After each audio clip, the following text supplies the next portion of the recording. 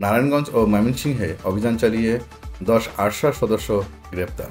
RAB নারায়ণগঞ্জের সিদ্ধিরগঞ্জ ও ময়মনসিংহে পৃথক অভিযান চালিয়ে রোহিঙ্গাদের সশস্ত্র বিদ্রোহী সংগঠন আরাকান রোহিঙ্গা সলভেনশন আর্মি ARSA বা আরশা এর 10 সদস্যকে গ্রেপ্তার করেছে। তারা গোপন বৈঠকের মাধ্যমে নাশকতামূলক কর্মকাণ্ডের পরিকল্পনা করছিল বলে জানায় আইনশৃঙ্খলা বাহিনী। গ্রেপ্তারের মধ্যে 6 জনকে জিজ্ঞাসাবাদের জন্য পৃথক 2 মামলায় 5 দিন করে মোট 10 দিনের রিমান্ড মঞ্জুর করেছেন আদালত।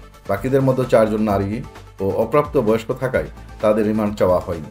গ্রেপ্তার ব্যক্তিরা আতাউল্লাহ ওরফে আবু আম্বার জুনুনি 48, আরশার প্রধান, মুস্তাক আহমেদ 66, সলিমুল্লাহ 27, মনিরুজ্জামান 24, ময়মনসিংহের ঈশ্বরগঞ্জ থানার বাসিন্দা, আসমতুল্লাহ 40, মোহাম্মদ হাসান 43, আসমাউল হোসনা 23, সলিমুল্লাহর স্ত্রী, 15 বছর বয়সী এক কিশোর, মোহাম্মদ শাহিনা 22 ও 17 বছর বয়সী এক কিশোরী।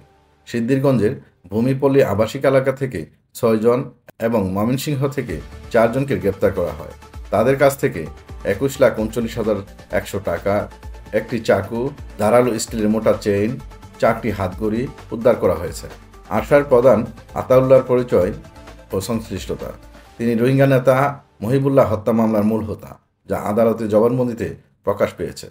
বান্দরবানের নাইক্ষ্যছড়ির তুমরো সীমান্তে DGFI কর্মকর্তা অভিযোগপত্রভুক্ত আসামি, আদালতের সিদ্ধান্ত ও মামলার অগ্রগতি।